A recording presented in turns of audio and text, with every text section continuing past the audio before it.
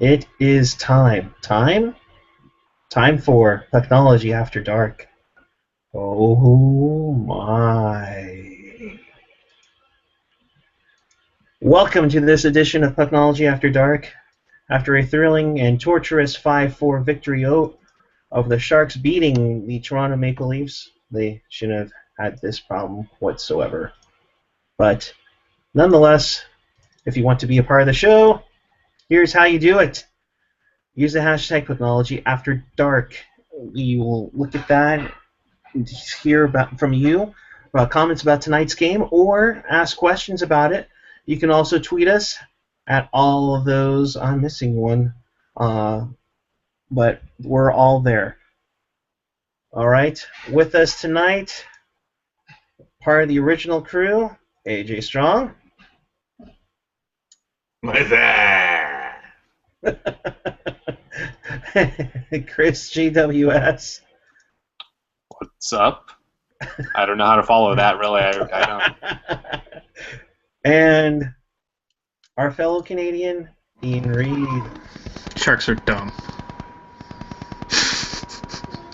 All right. Well, we always love it. We always enjoy having the Canadian perspective here. So, let's talk about this, guys, tonight. They played shit-tacular. They played pretty awesome at first. Looked like they were going to run away with this. And then all of a sudden, Toronto slowly came back. Second period, we just decided to poop on ourselves. And third period, they woke up after they gave up another goal to make it 4-2. Ian, I'll start with you. What would you think about tonight? It's funny because, obviously as a Sharks fan, I'm happy to get the win, but if you just take the score out of it and you would ask me which team I'd rather have been a fan of tonight, probably the Leafs. They worked harder. They worked consistently hard. I thought, it's good to get the win. Don't get me wrong. 2 points matters, obviously, especially with as tight as the division is right now.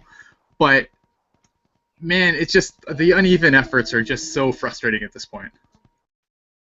Within the game, too, for that matter.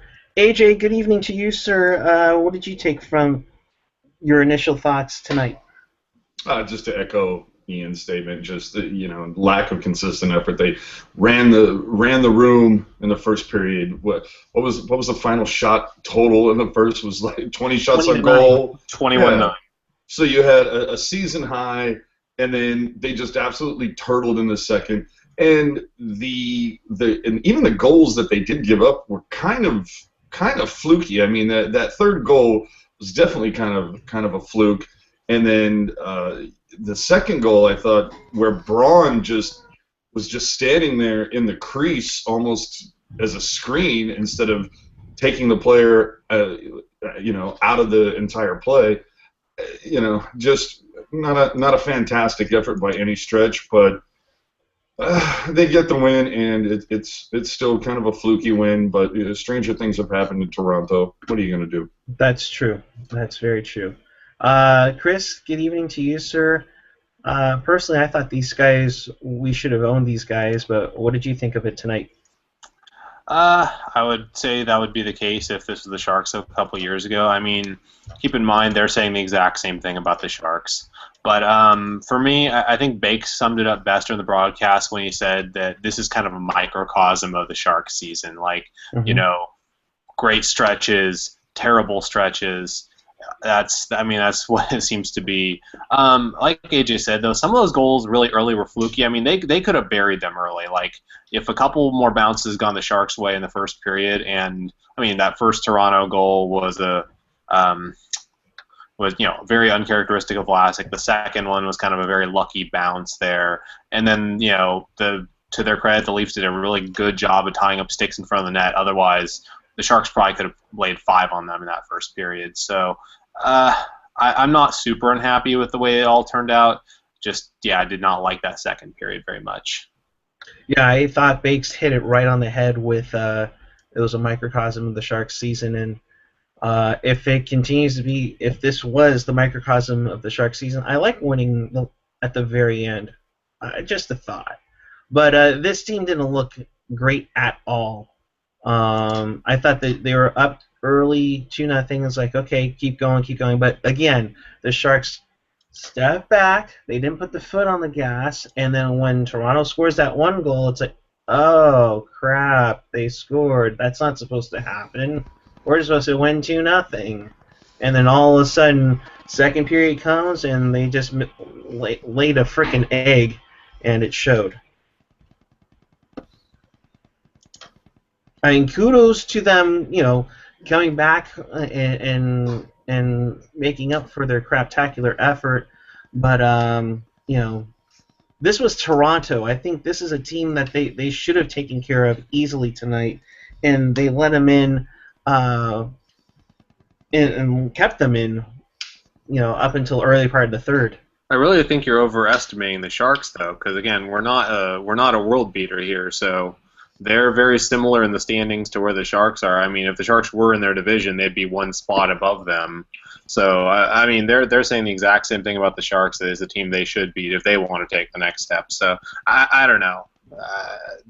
Depends, I guess, on what your expectations are for the Sharks. It doesn't seem like they can really achieve lofty expectations this season. They don't look like that team.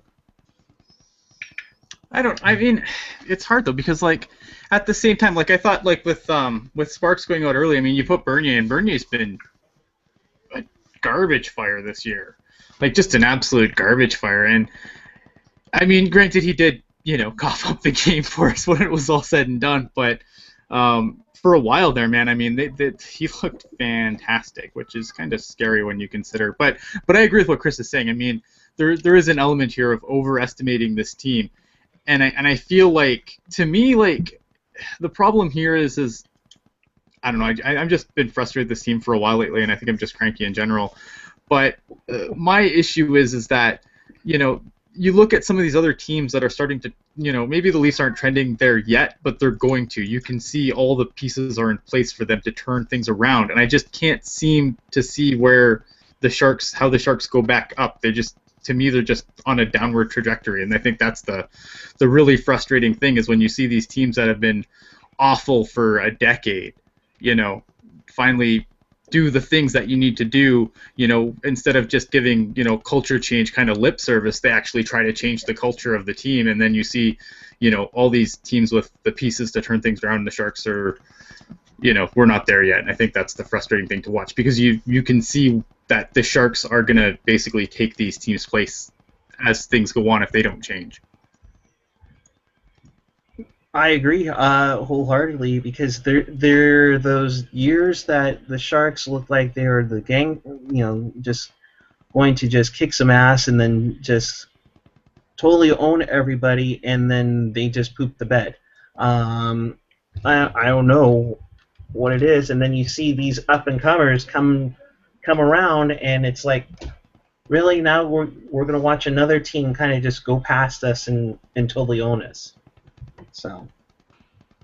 Well, I mean, they looked old tonight. I mean, even when things were going well, like I was saying, the only time they really can be fast is when their passes are clicking well, because they don't have team speed. They have when their skill is executing just right, they can look very fast. But other than that, and that's how they were in the first period, their passes were clicking, they were really swarming, and then second period, once their passes were kind of little off, they were ineffective. The team speed of Toronto really showed. I mean, Toronto seemed to win in a lot of areas, like back checking, tying up sticks. That's part of the reason why Bernier and their first goalie, like I said, it could have been way worse in that first period. Mm-hmm.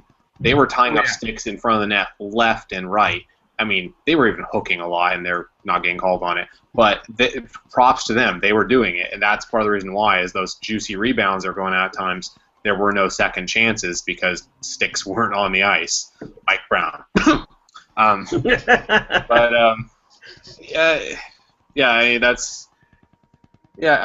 think that's the thing with the Sharks is they can click when their passes are there, but that's not always going to be the case. And when that they don't have a plan B really anymore because they're not youthful enough. That's, I mean, and then part of it is they could get back to fundamentals a bit more, because I would like to see them do some of the things Toronto was doing there, like, tying sticks up. winning battles on the boards. I mean, Toronto, every time there was a Shark on the boards, there was at least 2 Toronto players there every single time. For every Shark player, there was at least 1, if not 2, Toronto players every single time. So fundamentally, Toronto was outplaying them as well. Yeah. Yeah, and I agree, because I mean that's the way the Sharks go. I mean, if you shut down their skill players, they just can't get back to basics, and I think that's what you see. You know, a team like the Leafs, that, you know, again, they're doing the basics. Is it working? Point standing? Not yet, but they'll get there because they have the pieces coming up where they should be. You know, they should be dangerous. They've already got pieces in place. You know, you got a guy like Morgan Riley, still pretty young, good defenseman, probably going to be the cornerstone of their defense for a generation, you know, and then they've got guys coming up in the system. And yes, it is easy to build up, you know, a decent prospect pool when you're dreadful. And I get that the Sharks haven't been dreadful. I just don't want to see the Sharks, you know, be dreadful for 10 years and kind of just languish like other teams have when they could do some things to kind of speed the process up. Maybe management. Well, they actually have done that, but it's just been on the blue line. Not the entire system. Right. But even, yeah, I mean, even still, I don't know. I guess when we're talking fundamentals, I guess that once again comes back to what we've said about their development system, is that there's only a few guys I really see that are really, really fundamentally sound, game in and game out. Vlasic being one of them, who oddly had a very bad play tonight, but still, like I said, like Vlasic's one of the guys who consistently plays his stick well. You know, consistently makes the right play, whereas like team wide, it's not very consistent. Like I said, they can be great when their passes are clicking and they're just, you know, boom, boom, boom. They can be very effective, but when there just isn't a second plan there after that, and that's, I guess, where like it would be good if they had more players who were very fundamentally sound and could do the basic things more effectively. And even like getting the top players to buy in a little more. I mean, one thing that I can say repeatedly this season is, you know, I can talk about how guys like Hurdle and guys like Donskoy and Carlson, you know, these guys are always out there working their tails off, and you can't say that for everyone else half the time. I think that's another problem too. Whereas, like, I think the Leafs line to line to line tonight, you saw lines, everyone was just working. I mean, these guys, you know, they came out and all of them knew the game plan and they all played it and they all worked their tails off. And you know, and we, you know, give the Sharks credit. They did come back and win, because this is a game where, you know, the Sharks could have easily just folded up after it was 4-2. And you know, probably some of us are surprised they didn't, but I think the thing with the Sharks is they don't have that line to line to line to line effort. Well, look at who got the goals to bring it back up. Mm-hmm. It wasn't the typical group that does pack up and you know, go home for the night. No, that's true. And also look at where, out of all the shots tonight, I believe it was 38 total shots the Sharks had. They had a total of 25 from the blue line, which is great. But what are the forwards doing? Well, I mean, you want to get the shots from the blue line. The problem is that I mean, in the third period, you saw people start getting into lanes, because that's why we started putting the puck in the net. But I mean, you saw a lot of those shots from the blue line untipped, unscreened, you know, right into the goalie. Obviously, the goalie's going to stop the puck from the blue line 99% of the time. And like I said about the forwards, the Leafs were doing a really good job in front of the net, tying up sticks. Like that was like, I mean, how many of those were off second chances? Like most of those, you know, were the first chance. A lot of juicy second chances, just not a lot of actual shots taken on those second chances. Right. But it's nice because usually we do see a lot of shots get blocked from the defense, so it's nice to see that they're getting them through. They're getting chances, and there was traffic in front of the net. Like the Vlasic goal, you know, Zubris was out in front. I think it was, what was it, Jumbo was also to the side on that play. I mean, it's nice to see that they're actually putting some commotion and not letting them see shots right on.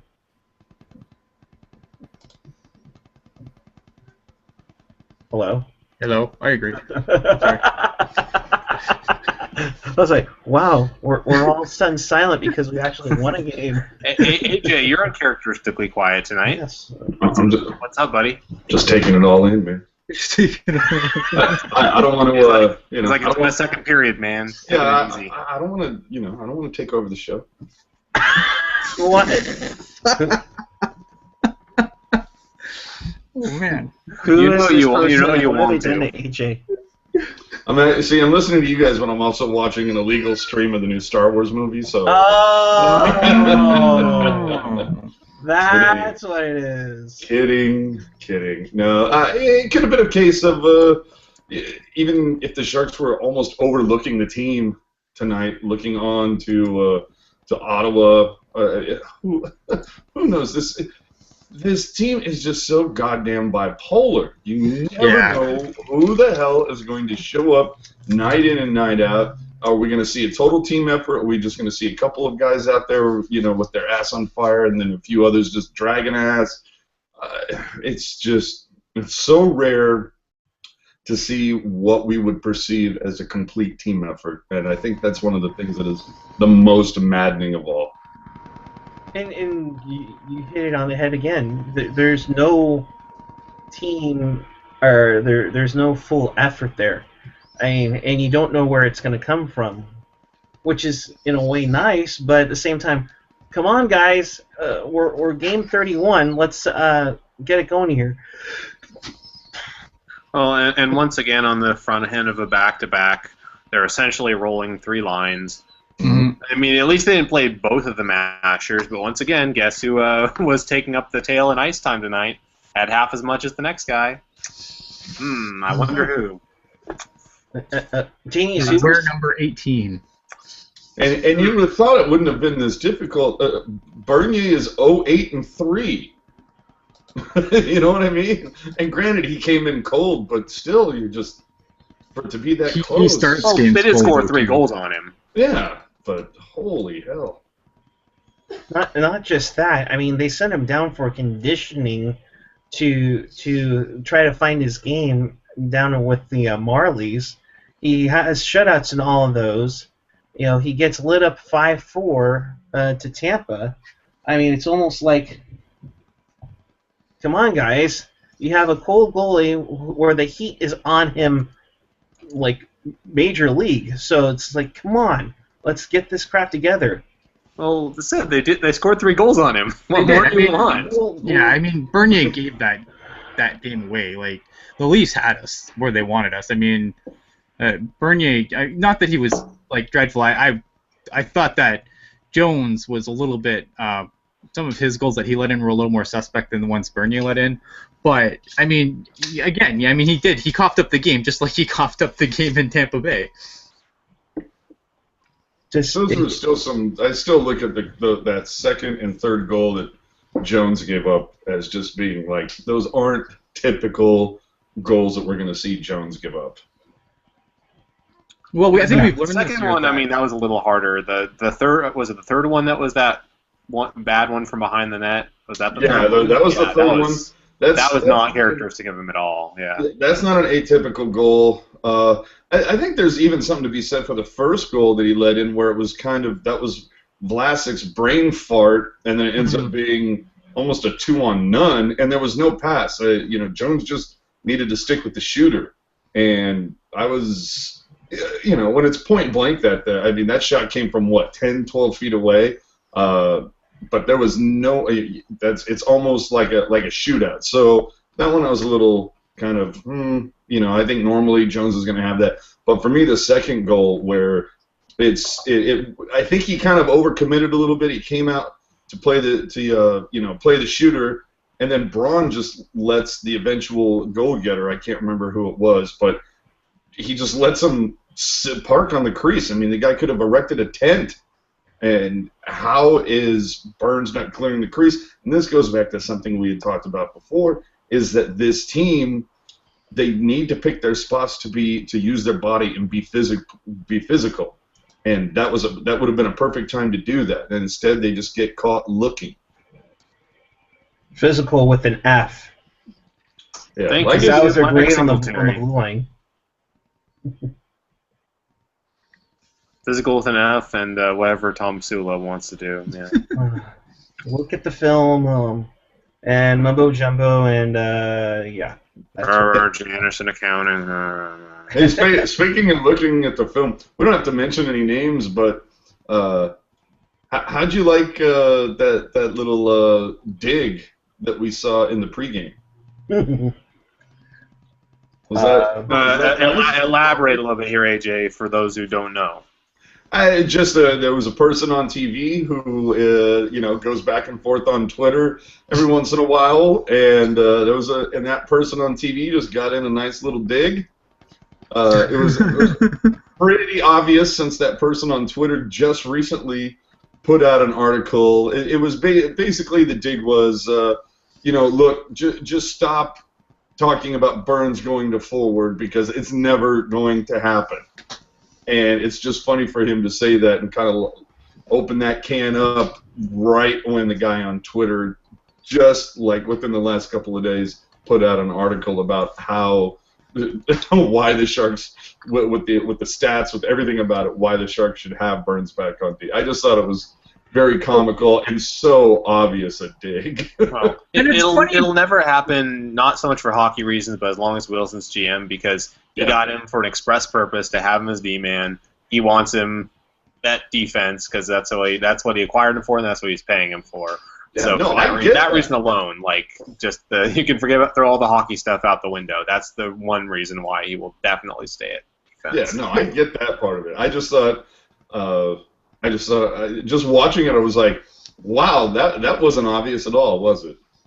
Well, and the whole point of this talk about Burns at forward again was basically the Burns' plus-minus entering tonight was a -14. And there was a hope that with Paul Martin coming along, that that number would be a little more on the positive side more than anything. And early on it seemed like it was working fine, but last month or so I guess it's been tailing down so much. But unfortunately, the thing is. What was it? Paul Martin doing the Burns slide around and he whip did. stick? What the heck was that? Are they teaching that to the team or something? I'm wondering if they're teaching sprawling. That's a Roy Sommer special. Well, can we please not do that?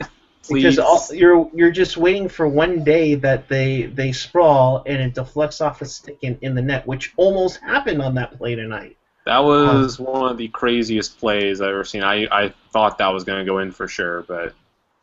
Hey, just a couple of quick things. One, on the Twitter machine, I've been told to be careful with my words because we wouldn't want anybody important to call me misguided. One of the things that they talked about tonight during the broadcast was that Toronto essentially has a ring of honor, that they haven't retired any numbers. And Correct. Would you see? Can you see that in San Jose? Could you ever? I would have no problem honoring players, whether it's a ring of honor type of thing. For me, I don't want to put up any more damn banners unless if you win the division, if you win the Western a banner that you won the Western Conference because you played for the Stanley Cup and lost, that's fine. Yes. None of this regular season conference bullshit. Right. If you win a President's Trophy, fine. Those I will take. But I don't want to put banners up just for the fucking sake of putting up banners. But what would you guys, whether they just came up with some way to do a Ring of Honor, would you guys be interested in that? And who are your first 5 names? I'll start with you. Well, I'm sorry. What was that, Ian? I said I have to pick 5? It seems much. Okay, maybe. You can pick you can pick 3 if you really want to. Okay. I mean, I would say, I'll start with like the first 5, and obviously it can't be anybody who's on the roster now. I mean, it's fait accompli that there's some people on the team now that would obviously go up in a heartbeat the day that they retire. But, with me, I'm thinking probably Irbe, Ricci, Nolan, Nabokov, and I'm like, well, now I want to kind of go personal favorite, but it's somebody that would never end up on there. I'm obviously trying to. And then I don't know. We're not putting Stalock up there, okay? Oh, no, damn. No, I was actually leaning more towards Mark Smith because he was No way, Flaherty, come on. one of the only Sharks who ever showed heart time, just 24/7 that was basically kind of like a Ricci. But I'd go, Ricci, Urbe, Nabokov, Nolan, and Friesen. What about you, Chris? Well, as far as the whole concept of Ring of Honor versus banners, I honestly could not care either way, whatever. And the reason why Toronto doesn't retire numbers is because one, they're an old franchise, but also they were around when there was barely any teams in the league. That's a lot more common among older teams that were in that situation because you'll have way more. You'll run out of numbers. Look at Montreal. Yeah, Montreal, I don't know what they do, but I assume they'd probably do a similar. They retire numbers. I know, the Cleveland Browns don't do that. So I think it partially has to just do with how long your history is, and especially if you're in a small league, then you'll have more of the good players. But either way, whatever they want to do, I think there's certainly a case to retire a few of the numbers. I think Marlowe and Thornton's both should be retired when it's all said and done. But as far as my first 5 inductees, if we can't pick the current team, I mean, I would say to have their jersey retired, I would say Owen Nolan. No, we're not retiring jerseys. We're just putting their name up. It's an honor. It's not a retire. I would say Owen Nolan, Nabokov. I guess I could go with Ricci as well. I mean, there's not a lot. I mean, plus I was a little kid in the 90s, so I don't know the 90s players as well. I'll admit it. But well, see, this is going to be more. I think this is definitely a question up Puck Guy's alley, and I think there's an argument to be made for putting Baker up, maybe putting Whitney up, just because we put up Whitney and Eric will never hear the end of it from him, and and along the lines of. Can we add coaches as well? Sommer? No coaches. No, but this is the thing. Oh. In just to kind of go along with the thing of getting John Scott on the into the All-Star game, I think there should be a push by the fan base to get Pat Falloon honored. Oh no! Jody Shelley. No, then we gotta go Luke Gates. Mark Bell. For me, I think if we're doing a Ring of Honor, where we show the banner, have their number, that's their name on it, but we're not officially retiring it. Nolan for sure. Nabokov for sure. See, here's what I would say. Would you honor? I almost want to be like, do you honor? Ricci. Well, I'm thinking Urbe, but then I'm thinking of a separate one to commemorate the entire Av line. Oh, Larionov. I mean, just that whole unit. So, any love for Jonathan Cheechoo? Cheech would be. I mean, Cheech is awesome too, but he unfortunately he just had a flash in the pan in a way. But I love Cheech. Of course, he wore the favorite number too. But as much as I like Ray Whitney, unfortunately, I just can't be. I can't be. I can't be too biased. I don't think there's a player on any team to have scored more goals and looked more unsure on his skates than Jonathan Cheechoo. Yeah, Cheech, I don't know where he learned to skate. Maybe he's so used to maybe Bad Ice and Moose Factory or something, but yeah. Cheech, somehow is the only 50-goal scorer in the Sharks' history, though. Go figure. Exactly, right? It just seems like you would, with all the talent that's been in Kiel, you would think that there would have been somebody that scored 50. I don't know. Getting to some scores here. Of course, if you're just joining us, the Sharks won 5-4 in overtime. I'm looking at it here. All the other teams played. Did everybody else lose? Yes, everybody else lost. No, Buffalo shut out the Ducks. Arizona and Columbus are in like a crazy 1980s throwback night. It's 5-4 going to the third period. Let's see who else. Calgary beat the Flames. Or Yeah. Calgary is the Flames. They beat the Stars. They beat themselves and the Stars. The Stars. 3-1. LA shut out Montreal 3-0. They don't count. They're so far ahead. I mean, it's not that silly. I mean, we've seen San Jose beat the Sharks before. That's true. I mean, it's not unheard of. Hey, Rocket makes an interesting point, saying, just all you have to do is look up the list of Sharks records on Wikipedia to get all the names that you would need. And to a certain extent, yeah, I would agree with that. But I do, Urbe, I can't imagine leading the team in any type of a number whatsoever. But that's just based on, were you here when Urbe was here? To the whole wall thing. I mean, there was hearing 17,500 chant, Urbe. I mean, it's one of the loudest things I've ever heard at the tank. So you're gonna have your sentimental faves, and if we looked at the numbers, then if that's the case, you'd almost have to say that Dan Boyle is someone you have to honor because the guy owns so many defensive records. Dan Motherfucking Boyle. Actually, I wouldn't really have a problem with that, honestly. I mean, he was only here for what? 7 years? But I mean, you want to honor Urbe. I mean, Urbe was by that standard a flash in the pan too. I mean, Urbe. Oh yeah.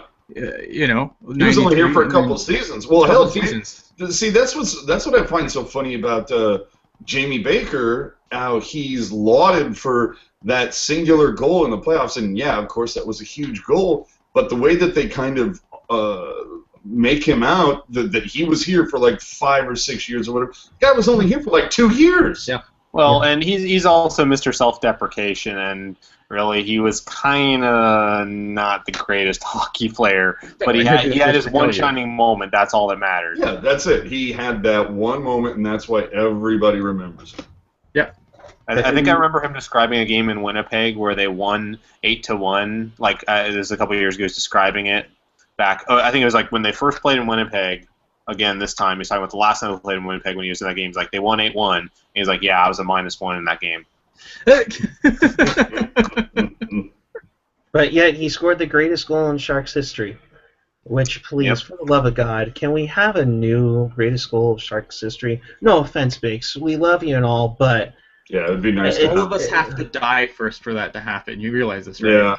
Well, and I would think too that just like going on about or just finishing off this whole honoring topic, I would say that without a doubt, when it happens that Rusanowski and Hahn retire, you would say there's got to be something that is whether done they for them. Yeah, whether they get a George, I don't see them getting a George Gund banner, but definitely something. Whether whether it's like a statue or something, I mean, whatever they want to do that they can put in the concourse or something, you have to honor those guys for the history. I mean, the fact that Rusanowski's only missed like 10 or 12 games, and that's because of a car accident. I mean, that's pretty massive. And if he could have called the game, he would have done it from his hospital bed. Yeah. No disrespect to Roxy Bernstein because he did a good job while he was. Well, has Randy Hahn ever missed a game? Randy missed. He wasn't the original TV broadcaster, right? It was someone else for a couple Joe years. Starkey was the main guy the first couple of years. But I mean, since they moved to the tank, I mean, he's the only guy I remember. Yeah, there was when Randy and Roberta had, I think, Michael Hahn. I think Randall's the older one, right? I think Michael was during the lockout year. He left to go be with Roberta, and I think it was the Sacramento Kings broadcaster Grant Napier filled in for like a couple of games. But other than that, it's always been Randy on TV, Ruzy on the radio. Yeah. I can't imagine you'd remember the Napier games because that guy's voice puts me to sleep. Grant Napier. Yeah, combined with Pete Stemkowski, phenomenal. Oh god, he was so Phenomenal fucking knowledge right there. Zemkowski and Conroy, just two of the worst fucking color guys ever. What did you think of Collins? I don't even remember Collins. Really? Don't even remember. The thing that stuck with me was Stemkowski, and the fact that they brought him, that they got rid of Stemkowski, and then they brought him back. I was just like, really? You didn't learn the first fucking time? I mean, seriously? To me, it took them way too long. Now, was Stemkowski, was he the last partner that Randy had before they brought Drew? No, he had Chris Collins for a year, and then Conroy for like a couple years. Then Drew came over from radio. Well, no, they brought Stemkowski back in there at one point. Oh, right. So it went Stemmer, and then at that time, when Stemmer was let go, they brought in Chris Collins, and he would go back and forth between the TV and radio. And then the following year, they brought in Conroy, and then they brought Remenda in, I think it was 97. Oh, okay. And then they kept going, and then when Drew got the promotion, that's when they brought in Stemmer. Yeah. Oof. Back to you, Landy. Oh, damn it, I can't do that today. Yeah, I actually kind of blew that when I blew into the blew into the Pucknology after dark last week. I hate everything and I hate everybody. Back to you. Yes, you're my Which one of the 6 losses was that for? What was that for? I think that was Tampa Bay, but yeah. I hate you all. I hate everything. Like I hate everything and everybody. Back to you. I hate you. I hate your guts. All things like that happen to you and nobody else to. Anyway, back to the game. So we're talking a little bit about the lower lines performance and you know kind of the way they're. But everyone thought of Chris Tierney for the last couple games. It's actually been trending upwards. Yep. Well, he hasn't been. The fact that Tierney was the centering the third line and Hurdle was centering the fourth line, which makes me wonder if Hurdle is actually 100% at this point. But yeah, I like what we're seeing from Tierney now that he's not being anchored down by players like Brown or whoever. Yeah, I mean, that's kind of my thought process is, like, if we're going to bring him up in the NHL, if we're going to do that, we should actually give him real line mates so he can actually build his game versus... If we're not going to do that, just send him to the AHL and let him develop more down there. Because if you're anchoring him with Mike Brown, or the time we anchored him with Mike Brown and Michael Haley, of course that just means he had to find rotation on other lines because that line wasn't going out there that often. Well, that's such a perfect point. That's one of the things that used to get on my nerves. Oh, this Tierney guy. All the talk about he's not very good. I'm not seeing anything from him. And it's like.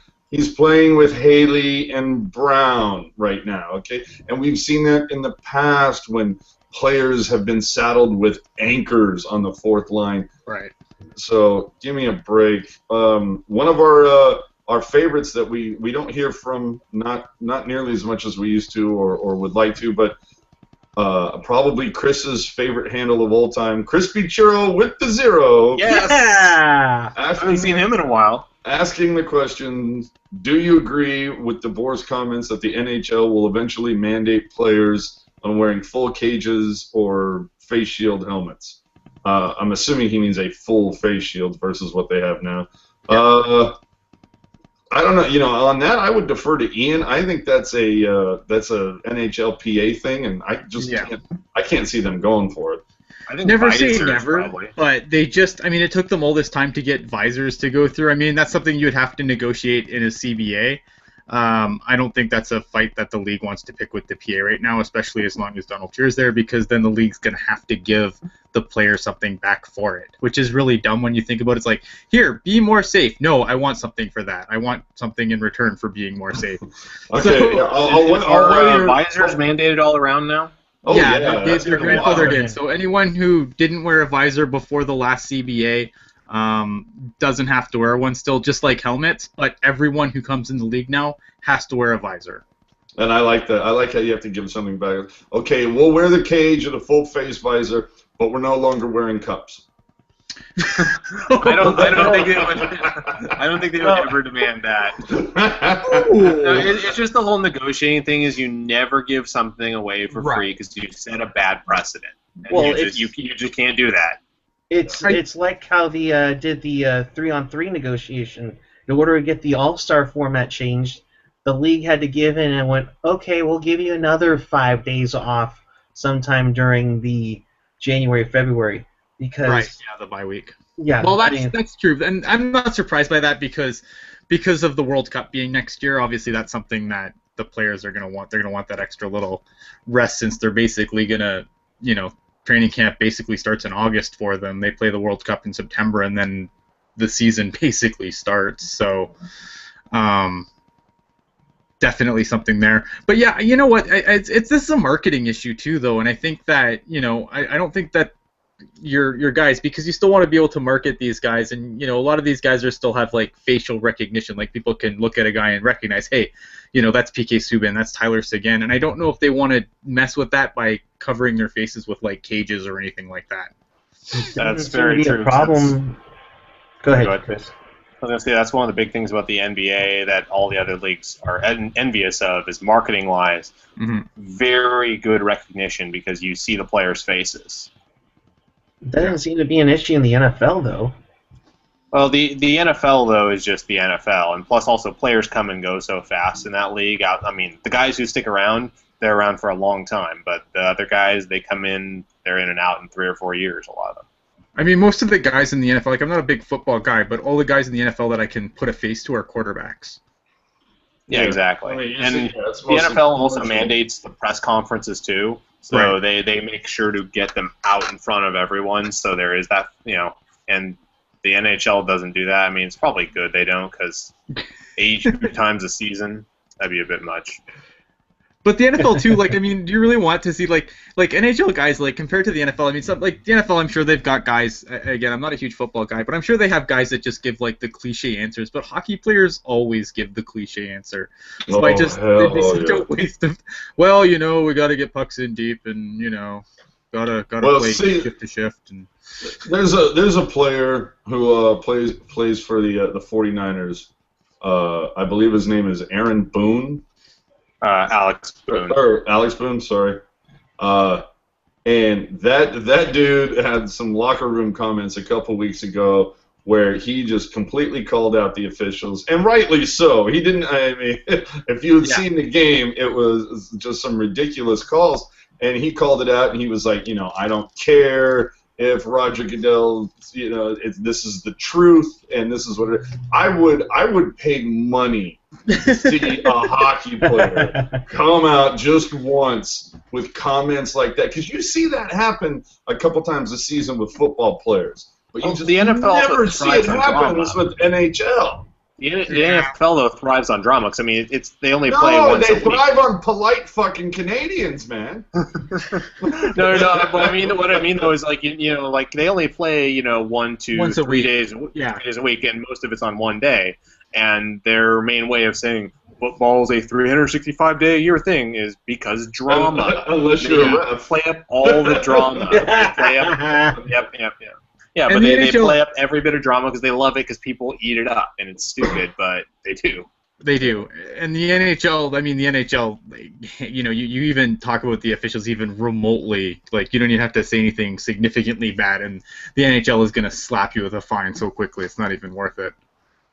Well, see, and that's what I'm saying. It would be nice just to see it once in a while, just to see a guy, I don't care. Now, granted, you'd be hard-pressed, I think, to find officiating in a hockey game. Now, not to say that it hasn't happened, but this year, I think it's pretty indisputable that this year has been one of the worst, if not the worst year in NFL officiating. If you had a year like this in the NHL, maybe we'd see something like that. But I would love to see it from, if it's going to happen, I'd like to see it from the Golden Boy. Let's hear something like that from a Crosby. Or let's hear it from a new group coming up. Hear it from an Eichel or McDavid or something. Crosby basically does it on the ice all the time. He just doesn't do it in a press conference. Yeah, but I think part of it, though, is hockey's culture is very different from the NFL. Hockey's culture is you don't it is very team-oriented.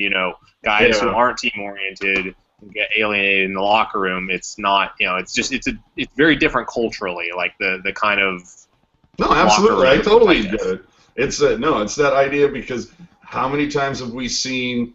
When was the last time you saw a hockey player score a goal and then pull a Sharpie out of his skate and sign a puck and hand it off to somebody? You know what I mean? That was fantastic, though. That was fantastic. My favorite memory. No. None of that hot dog bullshit. So, which I completely appreciate, because I do think I'm all for like having some fun with it, but some of the guys, it's like, if you make a huge touchdown, even if it's early on, but it's a pretty big touchdown, if you want to have a celebration, okay, fine. But it's the guys who make a tackle for a loss of 3 yards and on third down, and it's like in the fourth quarter and they're down 27 points. And the guy celebrates like he just won the Super Bowl. And okay, it's like, do we have to talk about the Niners this much, AJ? I mean, no, I'm just talking about in general. But okay, who's got it better than us? Everybody. Slushy Jake asking who has a bigger heart as a Shark, Todd Harvey or Mark Smith? And it was Mark Smith, hands down, not even worth debate. So moving on. I think the other thing too is hockey is still kind of racist too, and I think some of the players that would come out and do some of the crazy shenanigans probably wouldn't go over well, because with more of the dinosaur announcers and whatnot. Because I still think that like hockey does have like a dinosaur coaches. And coaches, like other coaches too. Like I Adam mean, Oates. you look at a guy like in my opinion, you look at a guy like Evander Kane. I think that he doesn't get it so bad in Buffalo anymore, but in Winnipeg, like anything he did, he breathed the wrong way, and the press was all over him. And I still think that race played a factor there. Oh, I can potentially see that. That's part, I think, of the whole. When I say culturally, it's different. Exactly. But in San Jose, it would be a case like when a hockey player breathed the wrong way, the press would be all over him. I long for that day. For sure. No, I'm sure Tim Kawakami would gladly write a Trade Marlowe article when Rafi Torres breathes wrong. Oh, you mean another one? Yeah, that's pretty much Tim Kawakami's reaction to everything. Oh, trade Thornton and Marlowe. Yeah. Something happened, trade Thornton and Marlowe. Funnily enough, there was a whole thing that happened on Twitter like in the last couple of days about that, where there's actually a writer who apparently is working on a story that he sent out a tweet and said, working on a story, if you've been blocked by Tim Kawakami on Twitter, send me a fucking note. What was it that you said that got you blocked? Because that is one of the things that I find hysterical, because I'm blocked by Kawakami. I never said anything derogatory.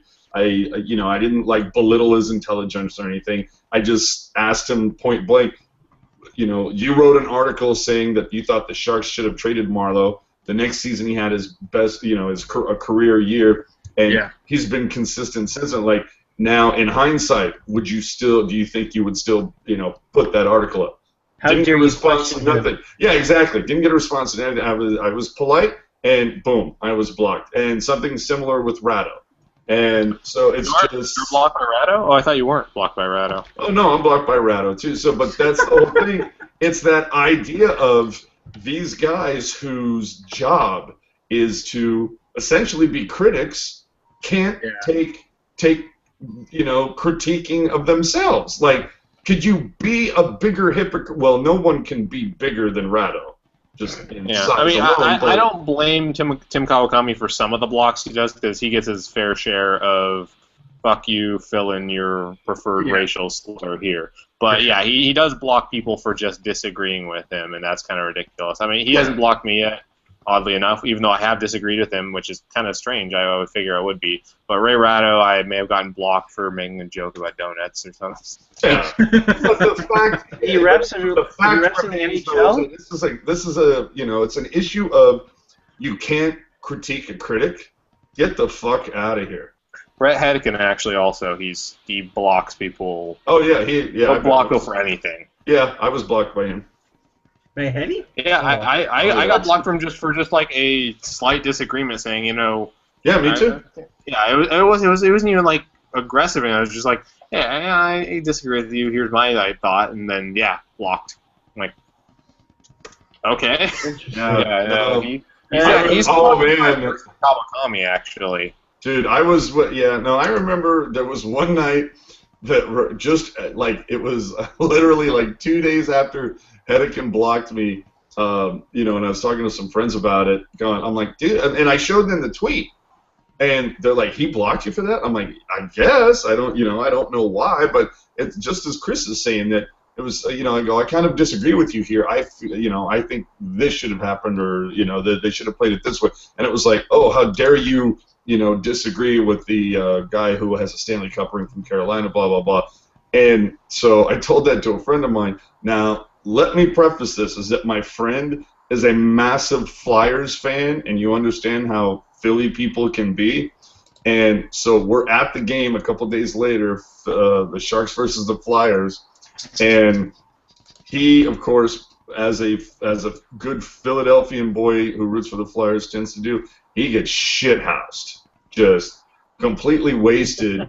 And so we're leaving, and he sees Hedekin going into that little section where they do the post-game broadcast when they're on site. Right. And he just starts screaming. He's like, "Hey, why'd you block my friend, Mr. Yamaguchi? What's your problem, dude?" Dude. And I was just like, oh, fuck, man, really? Dude, mellow the fuck out. But I will say it was really fucking funny at the time. I'm just like, holy crap, dude. You were just like I was like looking down, but the reason why I was doing that is because I was laughing like a Japanese schoolgirl in a Hello Kitty store, man. I was just losing my mind. I couldn't believe that, but it's just so he's sorry, Mr. Yamaguchi. Dude, I was fucking laughing my ass off. I'm sure that unblocked you there. Yeah, but not like I'm real worried. In fact, even to is it just me? Like when he does the pregame with Brody, and you see him looking at the desk, he always gets like that one eyebrow going up, and he kind of has a creepy vibe going on sometimes when you see him on air. He gives these really weird takes to the camera, like it's like he's taking a Tinder profile picture or something, man. It's really weird. Use Best Blue Steel. So what you're saying is you're swiping left on that, then? Oh, dude, I'm not even sure which way swipes for like or dislike, but dude, I think it's left is dislike. Wow. I think I don't know. Well, we have to ask. Just joining us. Welcome to Tinder After Dark. We have to ask Rocket. She'll know. She knows. Wow. Okay. No, she's freely admitted that. Oh, I'm sure she'll be telling us in the chat any moment now. But yeah, because Kurz swiped the wrong way. She's mentioned this multiple times. And with that, let's move on to the standings at the moment, because Arizona and Columbus is now 6-5 in the third period. As you could see, the Kings obviously have the fucking lead. Calgary and Arizona should be flipped. Yeah. Oh, that one did go final. So yeah, final. Calgary should have 32 points now. Yeah, Calgary. So Calgary, who struggled, still has the most goals allowed in the league, is now in a playoff spot for now, because Arizona is playing a barn burner in Glendale, 6-5. Columbus is leading. Sharks have 33 points, so they've gained some ground, but not that much, because you have 4 teams that have 30.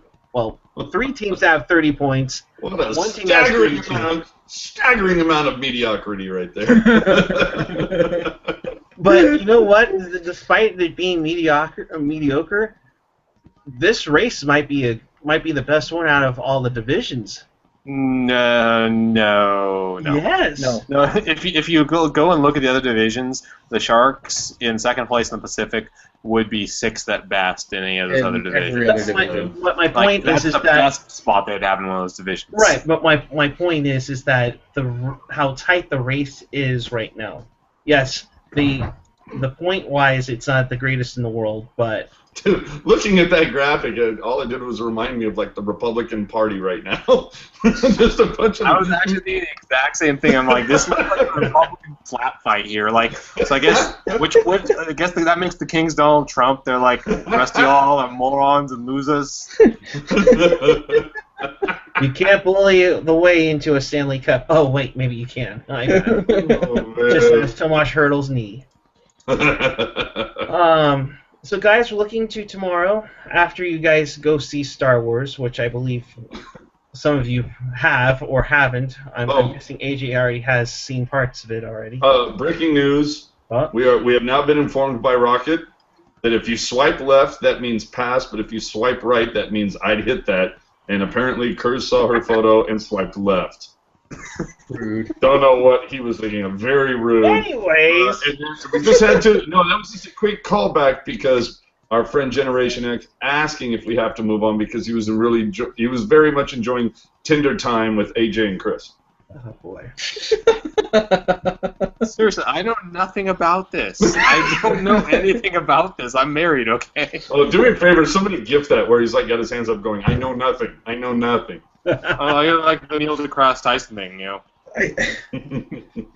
Oh come on! It's not gonna be AJ's face from the other night. That was. Oh my god, that was so fucking funny. That was awesome. Like everyone on this everyone on this show right now is spoken for. Yeah. Well, no, the poor bastard throw it right here with the Santa hat. He's not yet got the fucking chain around the ankle.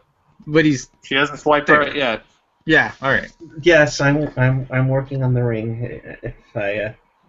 If she allows me to do fantasy camp one more time, that's all I ask. Sharks fantasy camp before you. Yeah, I saw that face from me. It's like, oh god. Oh man. Yeah. Anyway, my wife agreed to a whole different fantasy thing before we got married. No. All right. Maybe after dark. Moving on to tomorrow. Sharks are probably getting ready to take off from Toronto Pearson Airport to Ottawa for a pretty big game against the Senators. Yeah. Ian? Yeah, I mean, they're going to play Senators tomorrow. It'd be interesting to see if, with Jones giving up a couple softies tonight, if they go with Stalock. Before this game, I thought with the way Jones was playing, maybe he was going to get both games because of the standings being so close. Not so convinced anymore. My other area of intrigue for tomorrow would be, is DeMello off the is DeMello off the merry-go-round now, and is it Tennyson's turn to come back on? It's got to be Tennyson's turn. What was that 4-2 goal where he's just watching the play and doing absolutely nothing was just brutal. Yeah, no, I mean I agree. It's that sixth. I called it a circle jerk on Twitter earlier between him, Mueller, and DeMello. Or DeMello is the guy I'm talking about, Tennyson. And it just. None of these guys are going to stick because none of these guys seem to be good enough. And I know it kind of contrary to what I said last night on the podcast, but then this game happened, so. Meh. Wow. Slushy Jake on Twitter just bringing it right now. When Eric plays in the fantasy camp, he'll be -5. # expert analysis. And then, of course, wait a minute. I'll let you know, Slushy Jake. When I did it 10 years ago, I had 2 goals and it was a +4. And my line mates were Jamie Baker and Jeff Hodgers. Wow. What was your Corsi? What was your Corsi? My Corsi? Let's see. It was way before then, so that's way too much math for me. AJ, wake up! The fuck out of here with it. What was your Corsi? Fuck you. So if Stalock doesn't start on this trip, which I can't imagine him doing so, when do you think he gets his next start? Are we looking maybe to start off at Colorado or maybe Winnipeg? Because you got to fit him in soon. You got to get him in at least once every 8 to 10 games. I think if they don't play him tomorrow, that's just neglectful because they can't work Jones that hard. Yeah, I mean they got to start Stalock tomorrow. I was thinking I'm a little surprised that they didn't go with him tonight. To be honest with you, if they were going to use one and the other over today and tomorrow. Surprised they didn't let Stalock go today. I'm surprised too. Now, when was the last time Stalock went? I'm trying to think, but nothing happens. Was that like Calgary or something, or Edmonton? When I feel like the last time Stalock played was because Jones got pulled. Yeah, I think I was in the Calgary that was game when he got pulled. And that was the one where he wasn't a that was It like was a no weird substitution. Yeah. Okay. Yeah, it was a no goal, but they had nothing. But that was but going back to that though, that wasn't a start.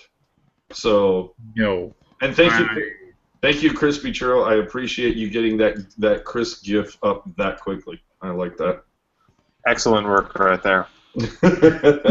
So I mean, I'd like to see him. I think the time to play him would be against Colorado, to be honest with you. And it's the team coming back to the tank, and we understand that 75% of the Sharks' wins this season have been on the road, which is just holy hell. So you know what? Give Stalock a chance to try to get a home win, and it's against Colorado, not a world beater by any stretch of the imagination. So to me, that's like a perfect opportunity to get him in. Yeah, Stalock's last start was against Tampa Bay. He gave up 4 goals in that game, but then he did mop-up work with Calgary. He let in 1 goal on 19 shots. No, he wasn't terrible in the Calgary game. No, 2-4-0 with a .891 save percentage and a .295 goals against. Yeah, not terrible. Yeah, I mean, the main thing is we need to get him time, because if only not to wear out Jones here, because they're going to ride Jones into the ground, and I think they'll do it no matter what. But at least try to pretend like you're not. Yeah, right. No, I'll give you that. Absolutely. All right, well, final thoughts. I'll go with the Canadian Robot. Well, before that, actually, tell us about what's on the Tilted podcast. Tilted Glasses, yesterday we talked about, it was kind of a shorter show. We're trying to shorten it up a little bit because I feel like we run a little long lately. The usual stuff, recap of the games, recap Barracuda. We talk about the 3 defenseman circle jerk, although we don't call it that on the podcast because it's a famous show. Other than that, just, the usual shenanigans, 3 stars. We've got some Utah 1 in there. Hawks beat the Oilers. Oh, there you go. Yeah, mediocrity. Woohoo! I'm sorry, Ian. I didn't mean to interrupt. That's okay. Flames undefeated in December. That's awesome. And Flames right there. Holy crap. Out of nowhere, I hate too. this division. I'm telling you guys, it's going to be a crazy finish in this division. Whoever gets third is going to be maybe riding high, and it might come down to the final period of the season. Wow. Yeah. Slushy Jake on Twitter comparing Eric at Fantasy Camp to his AOL internet connection. Oh, my. Wow. So he's saying he's slow. Again, 2 goals. He's saying he has that Rathje-like speed. He hasn't seen me skate. Why don't you get your ass over on the breakaway and... like Jumbo Joe? He carried his line. Like that, I'm not going to look to pass to somebody on a breakaway. Dude, Eric, you're like easily like late 30s, and I'm just guesstimating. You're easily late 30s. We're talking about a 12-year-old kid. That kid would be skating circles around you within 6 months of starting to skate. No, Rathje in the next week. Not when I slash him in the kneecaps. Yes. Oh, okay. Life lesson right there. Get your graphics up there to promote tomorrow. Yes, it is Star Wars Day tomorrow. We'll have a little special themed graphics for it. Nice. The thing I put together was a shark biting through a lightsaber. I think I finished the other one, if I can find it really quick, of the senator with the stormtrooper head. But that'll come later. But Chris, tomorrow, what are you looking at?